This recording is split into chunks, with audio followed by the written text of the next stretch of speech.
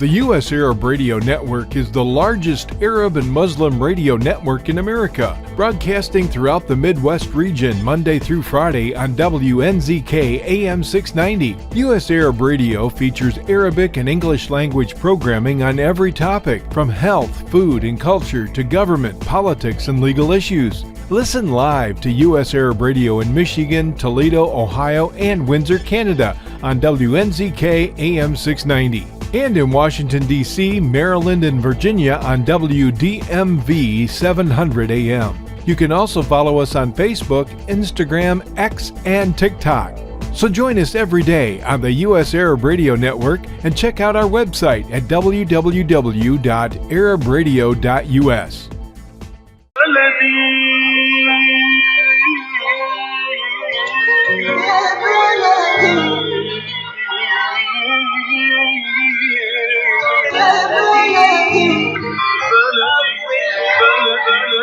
أهلا بكل الذين ينضموا للاستماع إلى راديو بلدي أول راديو عربي أمريكي ويعنى بقضايا العرب في المهجر. برامجنا في راديو بلدي كل يوم جمعة من 8 وحتى 9 صباحا في بث حي ومباشر عبر WNZK Radio 690 AM. صباح الخير بلدي، صباح الخير لكل مستمعينا. Welcome to Radio Baladi, the first Arab, Middle Eastern, and American simulcast radio show. Radio Baladi is broadcast every Friday morning on WNZK 690 AM from 8 until 9 Eastern Time on Good Morning, Michigan. Our call-in number 248-557-3300. And now, stay tuned for the best radio talk show on Arab and American issues.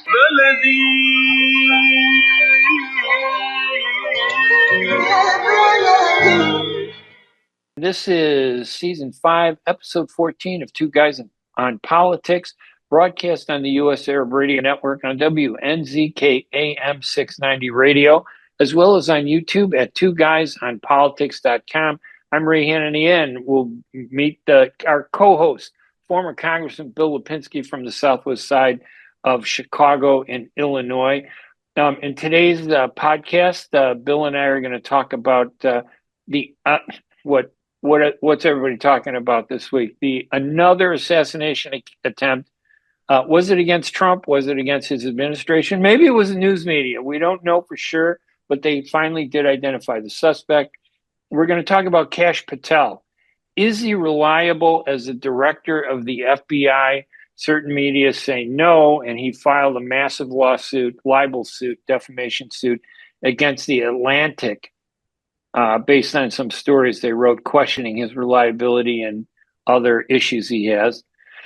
Trump filed charges, got an indictment, I guess, against the Southern Poverty Law Center, which is alleged for paying informants who are at extremist groups like the Ku Klux Klan.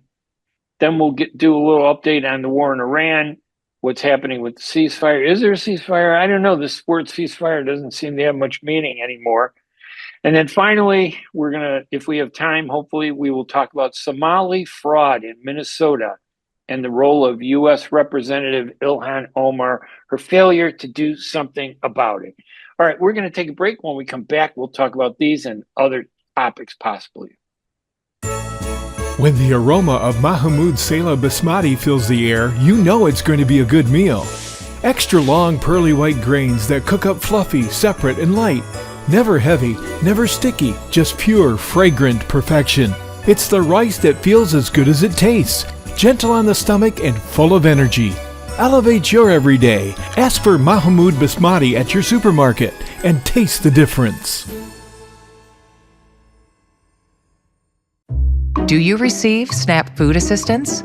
When it's time to update your information, it's important to keep your information fresh and report any changes to your income, employment, family situation, or address. Life changes. Make sure your benefits keep up. Together, we can help keep food on the table. Learn more at michigan.gov/food assistance. Sponsored by the Michigan Department of Health and Human Services and the Michigan Association of Broadcasters.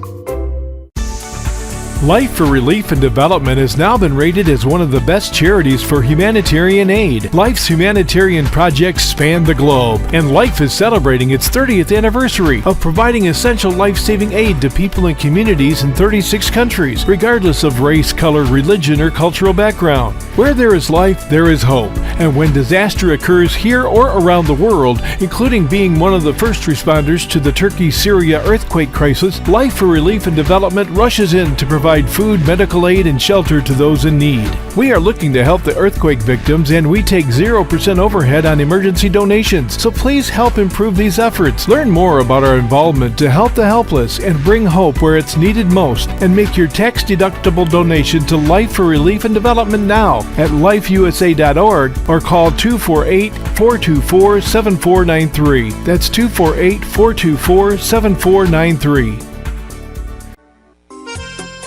Ziyad brand. Quality products from our family to yours. Ziyad Brothers Importing offers the finest quality products, including brands like Sultan, Kraft, Nestle, Hook, Rico Picon, Donna, and many more. Ask your retailer to carry these fine products because you deserve the very best. For more information, visit our website at www.ziyad.com. That's www.ziyad.com. Ziyad, quality products from our family to yours. I'm Ray Hanania. I'm Bill Lipinski, and this is Two Guys on Politics. And the next voice that you will hear will be the voice. I don't know. Good morning, Ray. Good to see you. Yeah, I like when you put the next and voice together, it shortens into noise instead of next voice. It's just noise. I think that's what I almost said, noise. It's probably Welcome, Bill. Consciously I say that. Welcome to another episode of Two Guys on Politics, everybody. We got a nice group of topics. Were you surprised, Bill, when last night, this is Sunday that we're doing this podcast today, and last night Trump went to the White House Correspondents' Dinner, and he admittedly, after the press conference, said that he had planned to really rip him a new one. But now he said, oh, kumbaya, this assassination attempt, or this gunman, we don't know if they're there to assassinate Trump or assassinate who, has brought everybody together. Democrats, Republicans, independents, the news media, the Trump administration, everybody, they're just all hugging and kissing, and it was such friendly. And he said, we decided to postpone it because of all this stuff, but my speech the next time is going to be so much more positive, given the way everybody came together. That's what he said. First of all, do you believe him? And two, what is this with assassination attempts? Well, I believed Trump him last night. How long he will continue to think that way is probably another story. I understand he wants to reschedule the dinner in the next 30 days to show the world that we can come together, all Americans, be positive. I hope and pray that that's the case. I'm very doubtful about that because he has contributed as much to this division as the progressive Democrats and the liberal Democrats. The one thing I do want to say, though, is that the Democrats always complain about the Republicans being, violent. But it seems to me that it's the poor Republicans who have been attacked 4 times now in the last year and a half in a very violent way. And Trump has always seemed to be at the scene. So people probably are after him more than anybody else. And I think we should recognize that. Now, the situation last night, I don't know if this guy planned this for a long time. Trump had not decided to come to this until relatively recently. So I think there's a good chance he was more after members of the administration. And I think that he just got lucky with the fact that Trump was there. And I'm sure if he could have got to Trump, I'm sure he would have shot him. But I don't really think that he was the original target. I think members of the administration, the head of the FBI, the head of the Justice Department, the head of the Transportation Department, I know all of those people were there. There were probably others there also as part of the administration. And I think that was his original targets. Yeah, as you pointed out earlier, I don't think this guy was actually after Trump directly, only because Trump didn't decide until the very last minute to go to the White House Correspondents Association. He's never been to any of them. And he went there with the intent to really kind of skewer them. He was going to really roast them really bad. So everybody was expecting conflict. But you noted that that was the word that he had been planning this for months, right? This Correct. assassin. Yes. And so we don't know. Maybe he was just trying to go after, as you say, some of Trump's cabinet members, some of the Marco Rubio or Kash Patel or this new justice guy. It also could be that maybe he was upset with the news media. Maybe he's a Trump guy and he's upset with the news media. We don't know. We have no idea. But what was interesting to me is how Trump tried to make it look like America is coming together. This is a moment that brings America together. I don't agree with that. I think Trump, basically, when you listen to his press conference last night afterwards, it was disturbing to me how he said, only the great people like myself have been the targets of assassins. They don't kill the dumb people. They don't try to assassinate the losers. And, he's referring to everybody that was before him. And then he's associating himself with Abraham Lincoln, the attempt on Ronald Reagan. I see Trump as probably the worst president we've ever had. I think it has nothing to do with the greatness of president, but I do think it has to do with the controversies, like with Kennedy. One of the big problems with Kennedy that he had was he was going to withdraw the United States from the Vietnam War. He wanted to extract this country from that war. And he also had made some really strong statements about Israel based on Eisenhower's policies, in 1956. So there were a lot of very big controversies at the time that might have provoked his assassination. Trump, I think it's the environment of hostility that is creating this, because I think this is the third time, isn't it? This is the fourth time, actually. There was one time. Yeah, this is the fourth time that someone tried to assassinate him or assassinate people very close to him. But I want to go back to what you had to say about John Kennedy. Yeah. All of those things that you just mentioned were not in the news at the time of the Kennedy assassination. I mean, I was following news very closely at that time. I had followed the presidential election between him and Nixon, and we heard none of those things that you make mention of. I'm not saying that they were not true, but I'm simply saying that the general public was not aware of it. No, I've always thought that Lee Harvey Oswald was simply someone who was a deranged person and had some personal grievance with John Kennedy. What it was, I have no idea. I don't think there was any great conspiracy against him. I don't think this guy was really motivated by any, real reasons. I think it was all in his mind that Kennedy was trying to do something against him, and he decided to go get Kennedy. And I just wanted to make that clear because I was following the news at the time. As I say, I'm not saying many of the things that you mentioned were not going on, but no one really knew about those things at the time. Most people thought, frankly, that this guy was either an agent of Cuba because he had spent some time in Cuba, or a member of the mafia because of the fact that supposedly there was supposed to be some deals between Joe Kennedy and the mafia to help his son get elected president.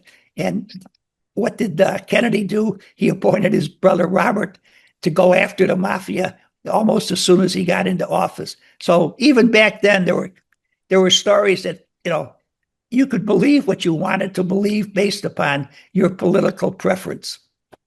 Yeah, well, what's interesting about what you said is that either the gunman that tried Lee Harvey Oswald was motivated by events in the news, but a lot of the news, ending the Vietnam War was not a big No, he wasn't Kennedy wasn't talking about that, but he was planning it, and the military industrial complex, the leaders of that and the FBI were aware of it. They knew what he was trying to do. So a lot of that has always fed the idea that Oswald, and I don't want to distract from our focus here, but it does apply to this thing with Trump in a way. There are a lot of people that believe that was a suggestion, that's why it was insiders who brought Oswald in, who recruited But him Ray, to assassinate Kennedy. all of that stuff started coming out, months, years after the original assassination. I mean, I remember not hearing anything at all about Kennedy wanting to pull out of Right. Vietnam. Okay, nothing whatsoever. But it happened to be, as it turned out, though, the administration was talking with the military and the generals. It just wasn't reported. But you're right, it did come out later, years later. One of the problems was his assassination changed the whole approach to how everybody looked at his administration. But the point I'm trying to make is that if you're in the public and you're aware of these things, it's a response from the public. If these things are not that public, where does the assassination come from? It comes from inside. This one, I think, with Trump, this is about public angry with him, the things that he's doing, the conflicts that he has in his rhetoric, his broken promises, all the things he said he was going to do. He's completely done the opposite. And it's been so dramatic. It's hurt a lot of people. And I see extremists coming out of the woodwork, people that are, angry, but a few of them go past the line and want to do something. I don't think this is going to be the last one we're going to see. Unfortunately, I think it's going to keep happening because he is contentious. But from Trump's standpoint, he is under siege. And we know he's under siege because of the way he's been approaching the war in Iran. He was going to go in there and destroy him. Well, it turns out he didn't destroy Iran. And now it's been 6 weeks. And we're spending $1 billion a day. And it's ruining the economy. Our gasoline prices are going up. In fact, there's talk about windfall profit limits, that they should step in and prevent the oil companies from profiting from these windfall profits, from taking these windfall profits, make them accept whatever profits they would have gotten at $80 a barrel and anything above that, because they're saying it's going to go up to $200 a barrel. I don't know if you remember, Bill, when he brought the oil companies in, when he first was elected president this term. Yes, I do. And he had that big meeting with them. We're going to all work together. The industry is going to be great. We're going to have rules and regulations. I can't help but to think that all of this is being done. It's hard not to believe it. You don't want to believe it, but it's hard not to believe that Trump is doing this specifically for reasons that benefits himself, his family, which is becoming very wealthy in the past year, and his pals that own the oil companies, these wealthy people, the powerful. I think that angers people. That belief really triggers people. And you're right, we're going to see more of this. Well, I don't think that, I don't believe what you just said. I mean, there are a lot of people in this country who do believe it. I don't believe it. I believe that this anti-Trump is because of the way he has conducted himself, the things that he had to say about people. He deliberately tried to antagonize people. Somehow He thought it was advantageous to him. Well, let me ask you a question right now. You brought up the war. What do you think that we should do?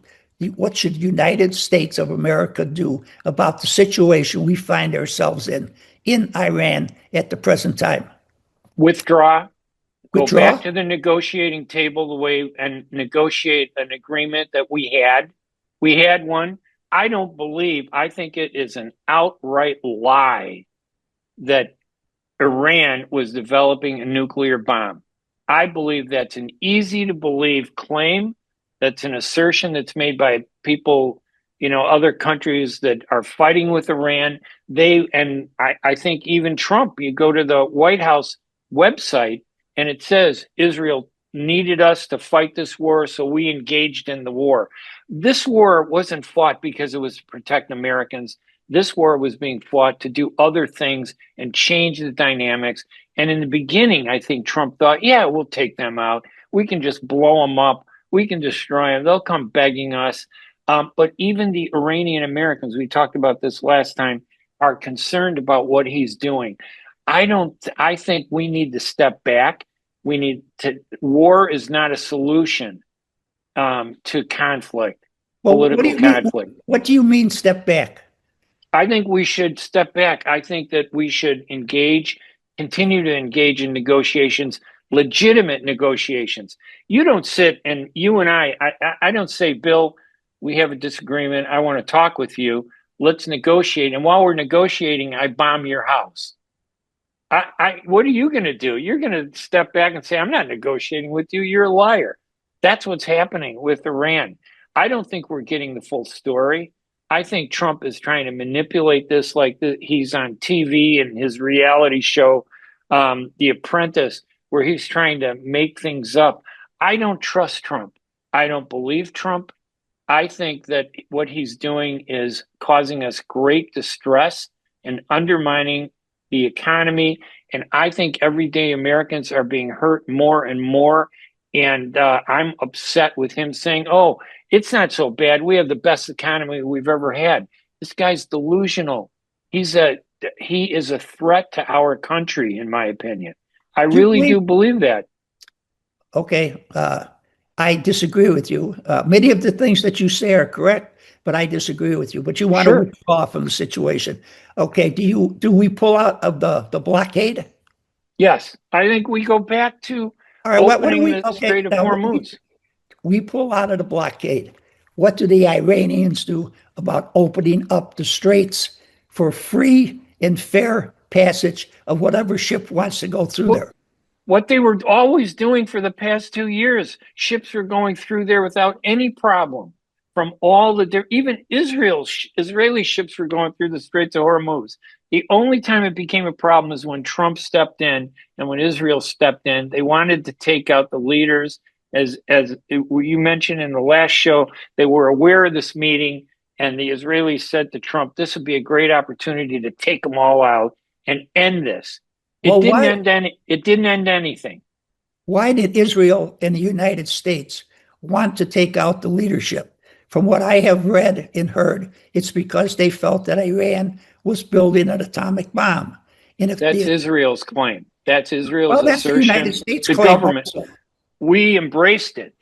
We never said that. We didn't say it until Israel's government. And by the way, I emphasize always, I'm not criticizing Israel or Israelis.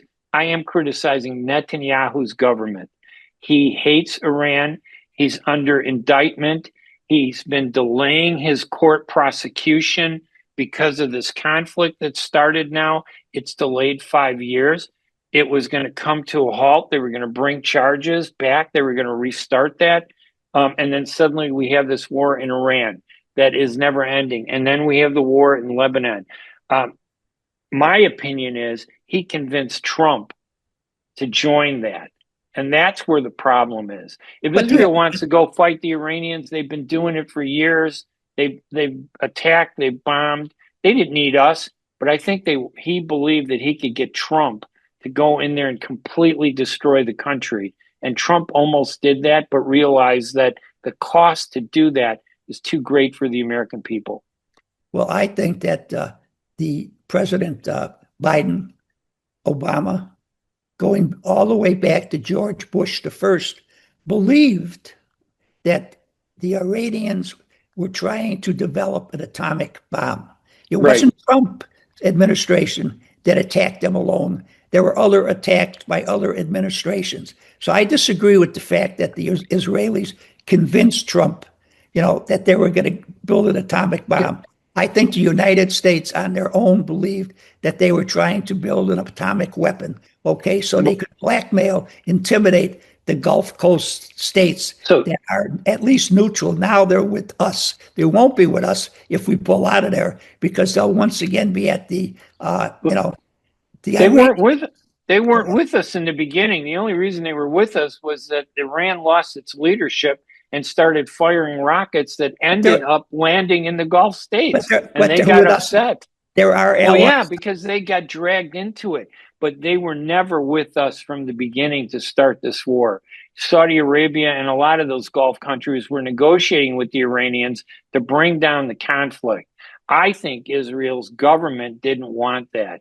I think Israel's government has avoided that. And the fact is, last year, I mean, we want to forget the fact that last year, the U.S. and Israel bombed the hell out of Iran, bunker bombs. They targeted the biggest centers. They told us that these were where they were building these bombs. We totally decimated it. We destroyed it. We extinguished everything. That was Trump's claim after that last summer.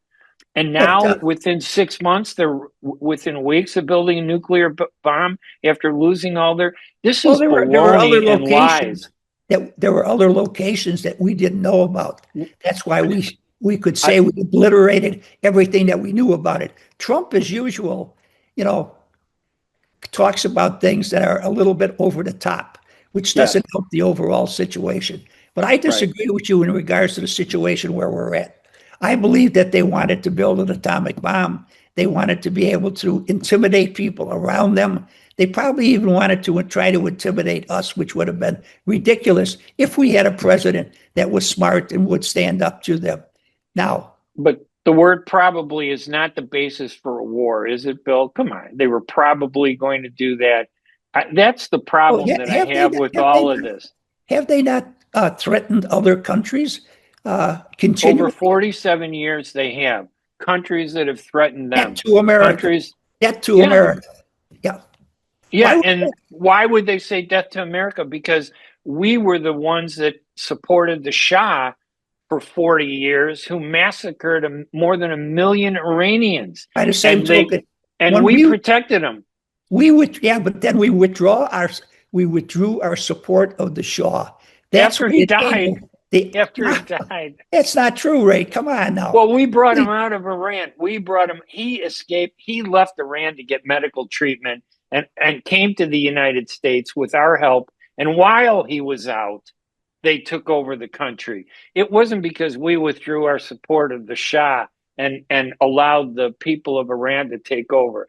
He was overthrown while he was outside of Iran, and the people took over. And we tried to work with the Iranians, but they wanted the Shah back, and we wouldn't give the Shah back to them to face prosecution. And that's what started our conflict. But I want to get back to the present day situation, because we'll never agree on that one.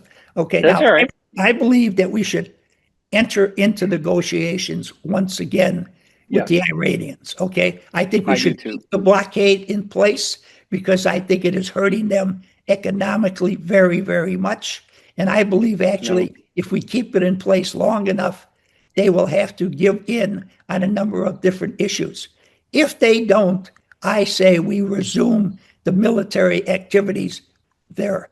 I don't think that we can walk away from this. I think if we walk away from this, it will be a terrible mistake. I think the Iranians then will feel like they defeated the United States of America. They will go after all our allies in the Middle East, I believe, and they'll probably start going after some of our allies in Europe also. That's how I feel about it. Now, I've always supported the war, but I've only supported it if we get rid of the regime, the first layer, the second layer, the third layer, the fourth layer. I strongly believe that. If we came to fight, we should come to win. That's my position.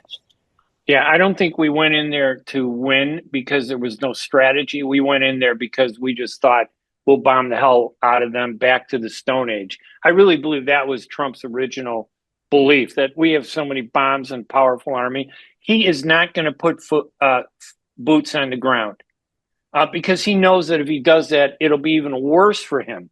He's stuck in a political quagmire between now and November, where he's trying his best to minimize the losses that the Republicans are going to have, that everybody sees. And he is now trying to change things to come across like he did last night, Mr. Nice Guy. He is worried. This whole suspension of the war in Iran, I think, is because of the politics of the midterm elections. And I think he's trying to bring this back. Otherwise, he would have continued bombing Iran. But he sees it's backfiring on him. And I don't think it's even about the Straits of Well, Hormuz it's because, it's backfiring on him politically, yes. yes, But there's nothing he's going to be able to do about changing the results of the midterm elections now. They are going to lose the House. They may lose the Senate. I don't care what he does. It's too late to change things around. I know people say it's a long way to November, but this animosity towards him and the Republicans is not going to wane between now and November. I agree. So I agree he with should that. do the right thing, and he should finish off the war. It may have been poorly planned, but you cannot tell me that we do not have the military, the technology to take out whatever leadership surfaces in Iran. We do not. Until we finally find someone who is willing to be somewhat moderate and we can really negotiate with. I totally disagree with you. We do not have the capability to take out and change Iran. It sounds like we do, but I always point to Afghanistan and Iraq, two of the weakest countries in the world, and it took us years and thousands of American soldiers to go there and occupy those countries, and we left it, and look where we're at with them today. They are not our friends. They're our enemies. Because what? Because we did not fight those wars to win either. That's been our problem. We get ourselves involved in these wars, and we fight them with one arm tied behind our back. I don't know, Bill. We fought to win, and I thought we did win until we lost. And it's every major war, including the Vietnam War. This is the problem with, and again, I mean, listen, Bill, I disagree with you, and but I respect your opinion. But this debate that we're having is a debate that's being done across the country. Absolutely. And we're friends. We've known each other forever, going back to the late 70s. So it's easy for us to allow this thing to kind of blow up like we're angry with each other. We're not. No, but outside of this, I'm not angry with you at all. I know that. I'm saying because with us, it's normal. But outside of this circle between you and I, the American people are having this very debate, and it's getting contentious. It's getting argumentative because they are suffering from this economy that is horrible that Trump pretends is not a problem. And I think that the real thing isn't that he's going to lose control of the House and the Senate. It's the extent of how great that loss is going to be. He's trying to minimize that. I don't think he can prevent the takeover of the House, but I really think in his mind, he thinks he can prevent a massive takeover of the Senate, even more so than just 1 or 2 seats. That's what he's worried about. What will prevent the massive takeover of the Senate by the Democrats is the fact that there aren't that many seats open that are Republicans this time around. If there are more seats up for a re-election or election, he would have the possibility of taking it over by a wide enough margin to do a lot of things. I don't think that's possible to happen at the present time. And as far as the House goes, we have seen in the last 2 years, if you have a 3-4 vote majority, if you operate correctly to protect your side, you can keep the minority from doing anything, unfortunately. Right. Yeah, no, I agree. I think it's a political problem that's driving Trump's decisions and his actions. I really believe that's what it is. I think that's terrible. Yeah. We should not allow political decisions to be involved in military decisions whatsoever. And I agree with you. He is doing that today, very definitely. All right, Bill, we got to take a break, but I want to come back to talk just a little bit about Kash Patel, the FBI director, the Southern Poverty Law Center, and then if we can get into Somali fraud. I think we talked about the war in Iran enough, so we can take that off the agenda for the second half. Let's take a quick break. When we come back, we'll continue this discussion. We'll be right back right after these messages. Arab Center Washington, D.C. was established in 2015 to serve as a Washington-based authoritative research center on the Arab world and U.S. policies in the region. My name is Khalil Jahshan, and I'm the Executive Director of Arab Center, Washington, D.C. I am Tamara Kharoub. I'm the Deputy Executive Director and Senior Fellow here. Our mission at Arab Center, Washington, D.C. has been to provide Arab perspectives to U.S. policy conversations and to highlight rights-centered approaches to policymaking as a way to serve the causes of human rights, democracy, just and peaceful resolution to conflict, and constructive long-term U.S. interest in the region. Our work also addresses fundamental aspects of U.S.-Arab relations through timely and objective academic research, policy analysis, and educational exchange, reaching millions of people here in the United States and around the world. Since our inception, we invested in producing reliable, evidence-based, and inclusive analysis on important issues shaping the Middle East and North Africa. We would like to invite you personally to check out our publications and events at ArabCenterDC.org. And please follow our social media platforms for timely responses to news, events, and current affairs. ArabCenterDC.org. Do you receive SNAP food assistance? When it's time to update your information, it's important to keep your information fresh and report any changes to your income, employment, family situation, or address. Life changes. Make sure your benefits keep up. Together, we can help keep food on the table. Learn more at michigan.gov/food assistance. Sponsored by the Michigan Department of Health and Human Services and the Michigan Association of Broadcasters. Tired of the complexities of immigration? Haunted by the threat of deportation? Struggling to reunite with your family? Have you ever dreamed of living and working legally in America but don't know where to start? L. Sharnoby and Associates Law Firm, a leader in immigration and naturalization law, offers you legal support across the United States. We specialize in asylum, deportation defense, green cards and citizenship, family reunification, all types of immigration visas. Don't wait any longer. Contact us today and let our expertise lead you toward a secure and stable future. To schedule a consultation, call us at 313-581-9666. That's 313-581-9666. When the aroma of Mahmoud Saleh Basmati fills the air, you know it's going to be a good meal. Extra long pearly white grains that cook up fluffy, separate, and light. Never heavy, never sticky, just pure, fragrant perfection. It's the rice that feels as good as it tastes, gentle on the stomach and full of energy. Elevate your everyday. Ask for Mahmoud Basmati at your supermarket and taste the difference. The U.S. Arab Radio Network is the largest Arab and Muslim radio network in America, broadcasting throughout the Midwest region Monday through Friday on WNZK AM 690. U.S. Arab Radio features Arabic and English language programming on every topic, from health, food, and culture to government, politics, and legal issues. Listen live to U.S. Arab Radio in Michigan, Toledo, Ohio, and Windsor, Canada on WNZK AM 690. And in Washington, D.C., Maryland, and Virginia on WDMV 700 AM. You can also follow us on Facebook, Instagram, X, and TikTok. So join us every day on the U.S. Arab Radio Network and check out our website at www.arabradio.us.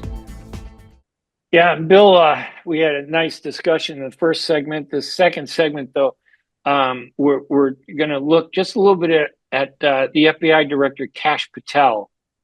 He filed a lawsuit against Atlantic Magazine last week for $250 million, a defamation lawsuit, claiming that an article that they wrote about his mismanagement at the FBI under his leadership was the result of his alleged excessive drinking, that he's drunk, and that he is using the FBI as a malicious agency to do political attacks against the critics and opponents of the Trump administration. I saw him last night during the press conference that Trump held. He got up there to talk. He was kind of rambling. There wasn't an intelligent thing he said, except that he gave me this sense. When you look at somebody, I have this sense of foreboding when I see him. He worries me. He's not the guy that I want to see be the FBI director. It's like this guy is like a bulldog for Trump rather than somebody that's overseeing such an important agency. The way he carries his body, the way he looks at you, his glasses, he reminds me of a robot, truthfully. I'm not really sure that he's a human being. because of the way he conducts himself. But I want to say, I said that about him. I have one more thing to say about him, and that is I heard him when he was on the radio, when he was a talk show host. Him, Right. the fellow who used to be his assistant at the FBI. Both Right. of them were totally and completely in Trump's corner. They criticized everything that the Democrats did. They praised everything that Trump did. They praised most of the things that the Republicans did.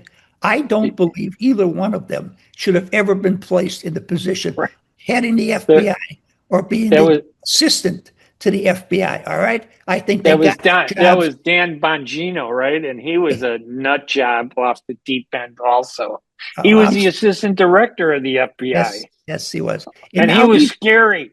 He was frightening. Now he's back doing podcasts once again. Yes. And I'm sure he's making tons and tons of money off of those podcasts, because both of these guys made a lot of money originally in going after anyone that was against Trump. So I think they both got their appointments because they were these voices on radio and TV in support of Trump. I don't think they had any background for it. Now, Dan Bongino may have been at one time a police officer in the city of New York or in the district attorney's office in the city of New York. It was one of those two. But I don't think either one of them were qualified for the job. And I don't think that the Secretary of Defense, I mean, he gets up there and the way he talks, it's like he's playing a video game. Some of the words that he uses. All three of those people, I think, are individuals who really are doing Trump no good whatsoever. He got rid of two people who were doing him no good. I think there's a few more he should get rid of. I think that would help him considerably in the eyes of the American public. That's all I have to say on that subject. Yeah, I think it's too late to change the perspective of the American people. He can get rid of anybody he wants at this point. I don't think it's going to change anything. Well, I'm not talking about the election, the midterm election, which is coming up in November. I'm talking about his term of office as president. Will have 2 years to go after November. I still think it's possible for him to turn some people around and say that this guy was a good president. Right now, what has he got? 20% of the people think he's doing a good job? Yeah, it's terrible. Killing him. I think if he really looks at his administration and makes some wise decisions, changes things around, I think at least he could get himself up to close to 50%. And that, I think, will help his ego, and it will help the United States of America in many, many areas also. Well, that will not be anything that Trump pursues, because it's his very personality that prevents him from being a normal person, in my opinion. So even though you're right that all these changes, a reasonable person might look and say, yeah, let's try and do things right. He's not that way. He never has been. He's proven that he's just a horrible person, and things that he does, nothing has, I agree with some of the things that he wanted to do. Close the borders, bring sanity to our immigration policies, crack down on crime, strengthen the economy. That was his big thing. He was a businessman. He was going to strengthen. He said, I'm a businessman. I know how to negotiate. I know how to bring these people in line, and we're going to eliminate the Obamacare and replace it with a real health care plan for the American people. We have gotten none of that. All we've gotten are more expenses. And the irony was, I look back at gasoline prices over the last 8 years. I'm a weird person, Bill. When I go and get gas, I take pictures of the gas prices. I've been doing it for years. And I started looking back, and under the Biden administration, the price of gas was at $3.60 a gallon. It went down a little bit. He was able to bring it down to like $2.80. But as soon as the Trump came back in, it started going up, and it's continued to go up to the point where it's almost $6 a gallon in some places. And now, California, a lot of yes, yeah, California here it's relative though. Even it's pushing $5 a gallon at the pumps out here, and a lot of that we have to blame on our governor J.B. Pritzker and the state taxes that they put on. The county, state, and local taxes they put on gasoline. The point is that he will never change. What will happen is he will turn to the media. I think if he loses control of the White House, this is probably a topic we should really talk about. What would happen? The media is going to go berserk on him. They're going to get their vengeance on him. They're going to break stories now without worrying about the. I think they've been berserk on him for quite a while. He deserves it, okay? I don't think they can do much worse, quite frankly. But I want to state once again for the record, I never voted for him. Not the first time, the second time, or the third time. I originally thought he would be a very poor president. I was correct. Unfortunately, the people who he has run against ran very poor campaigns against him. The only one that ran a halfway decent campaign was Biden, and Biden won. But most of that was self-inflicted by Trump. I will never forgive him for what happened in January when all those people rushed the Capitol and tried to stop the House from, approving the election. That was an insurrection. I wish that we could have pursued that at the time, and I think we could have held him responsible for it. But unfortunately, it passed. Americans have a short memory. We reelected him president. We have to try to live up to our Constitution, our Declaration of Independence. He is the president, so we have to support him. And I have supported many of the things he's wanted to do, but I've never supported him in an election. And I hope that the people understand that when I'm defending some of the things that he has done, it's because I think that they were correct over and above the fact that it was supported by him. Yeah, no, I understand that, Bill. I totally do. I think that you raised an interesting point that we didn't even have on the agenda. The election they had in Virginia, where the voters approved the remap in the middle of the season. They do this every 10 years. Suddenly, it was Trump though that started pushing for the gerrymandering of districts in Texas. Absolutely. In, I think, 3 other states. He started doing it without voter engagement. But in Virginia, the voters were brought in and allowed to vote on it. And the voters were given the opportunity, do you want to do this? And they agreed to do it. So now he's going to court to stop that. He wants to block it. He wants to prevent it. But he doesn't talk about how he's gerrymandering these other districts, because his only way to save himself is to steal the election. He's going to try to steal the election by changing the districts. And I think that only reinforces the downslide that we're in. We're not going to stop this downslide until November. The November 3rd election is over. It won't be until November 4th whether we even have any hope that any of this is going to go away. The last thing we wanted to talk about, I think, well, 2 things. The Southern Poverty Law Center. What is that all about? I did some reading about it, and it seemed like the Southern Poverty Law Center was paying informants in extremist groups like the Ku Klux Klan to let them know what was going on. But it also seemed like, when I looked at it, that Trump just doesn't like Black people, and the Southern Poverty Law Center criticized him many times, and this is his way of getting back at them.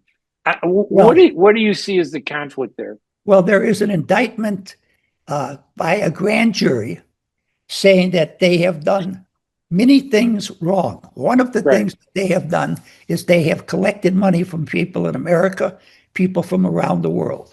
They have paid individuals to go into the Ku Klux Klan and to other extreme right-wing organizations and bring forward more hate in those organizations to make the conservative right-wingers look bad. Now, I listened to... let me just stop you just for a second, Bill, because I want to understand. That's an important point. So you're saying that the Trump people feel that they're trying to make these groups more hateful. Correct. They're paying people to make it more hateful because it makes them look good. The Southern Poverty Law Center and the left. They look better when there's more hate coming from the extremist group. They can collect more money from people. Okay. And the Southern Poverty Law Center says, no, we were paying informants to tell us what was happening so we can protect ourselves. Okay, go ahead. That's an important point. It didn't come across in the stories. Yes. I watch a lot of talk shows on cable news networks. One, and I won't go into it, but there's one cable news network I watch quite a bit. Now, they have one person on there that says this money, these informants, were being used simply to ascertain what these hate groups were going to do. And the person that talked that way came across very strongly, gave a lot of evidence that that was the case. Someone also on that network, the same network, came out and went very, very strongly that they were paying people to make these hate groups more strident so they could raise money for the Southern Poverty Law Center.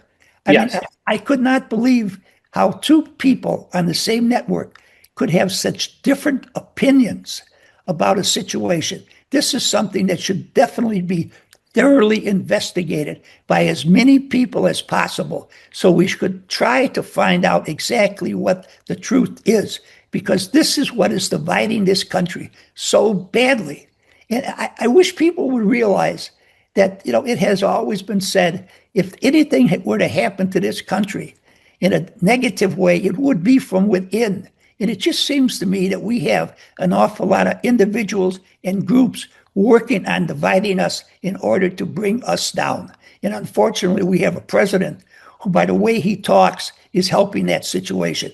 But I think it's something that you and I both should investigate as much as possible, and perhaps donate a whole program to. And we have to, maybe we can discover what the truth is in this situation. But the people I was talking about, one was for them, one was against them. I respect both of them. I think both of them believe that they were telling the truth. I believe that both of them are honest people. I don't know how that's possible, but that's what came across to me, and that's what's causing so much of the division in our nation. Yeah, and the problem in a normal situation, I would think that this would be resolved correctly. But this isn't a normal situation. Trump weaponizes the FBI. He weaponizes the Justice Department. He weaponizes lawsuits. He pushes out judges that are good, but they may be ruled against him or they don't agree with him. He's trying to manipulate the system to get what he wants. And I think that's what happened with the grand jury. I think that he manipulated that grand jury to give him what he wanted so he can go after them. We're not going to get the truth under Trump. We will have to wait till after he loses control. I don't know how much control Trump actually loses when he loses the House and the Senate, but he's going to lose a lot of the control moving forward. But I don't think we're going to get the truth. Well, I think and I'm worried. I don't know when we'll ever get the truth, but at least you and I could try to, get to what we believe is the truth. I think that's why I think we should involve ourselves in this situation. This situation with Virginia, the people in Virginia voted for the redistricting. Okay, so it helps the Democrats, no question about it. But a judge that comes from a very, very Republican district said, no, they can't do that. It's against the law to do it. Okay, so they're going to appeal it to an appellate court. I don't know how the appellate court is going to rule. If it rules against the Democrats, then they'll appeal it to the Supreme Court. Now, the Supreme Court has already ruled that they can do this. They said that California did it and it was all right. So all the Republicans are doing here is fomenting more and more trouble by appealing it to various courts that will agree with them on the lower level. But when it gets to the Supreme Court is going to agree with the Democrats in Virginia. That's another thing that is causing the division in this country. I wish people could see it and understand it. All right, Bill, we're really up against the line here. Unfortunately, I don't think we can get into the Somali fraud issue. But what was interesting about, and we could do that in our next episode that we do to talk about more about Somali fraud, because what's interesting about it is it's being driven by the protection of the Democrats in Minnesota. And Trump is correct in trying to crack down on the fraud that is taking place in this huge immigrant population in Minnesota. It's the largest population of Somalis are right in that state. And the congresswoman, of course, is Ilhan Omar. And instead of addressing the fraud, the Democrats have turned it into a political football. So I wanted to get into that, but I don't think we can do that. Bill, I thought we had a great show today. I mean, it's sad that the topics that we have to talk about are so contentious. I wish we were talking about better topics, but the world today in the U.S. is really rough. Unfortunately, that is totally and completely true.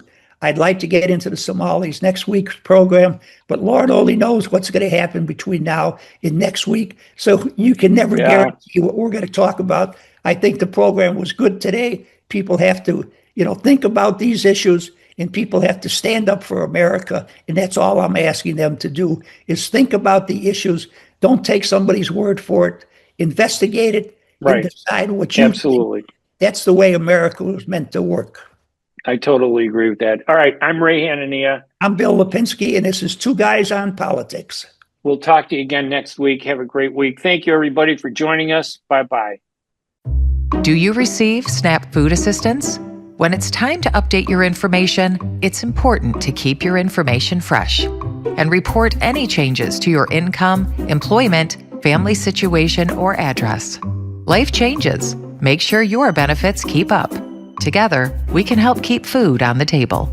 Learn more at michigan.gov/food assistance. Sponsored by the Michigan Department of Health and Human Services and the Michigan Association of Broadcasters. A car accident can change your life in an instant. As a result of a car accident, you may become unemployed. As a result of a car accident, you may need a lot of medical treatment. People think that insurance companies are on their side. Why? Because they're giving them one or two benefits. Are they giving them all the benefits they deserve? How would one know unless you consult with an attorney?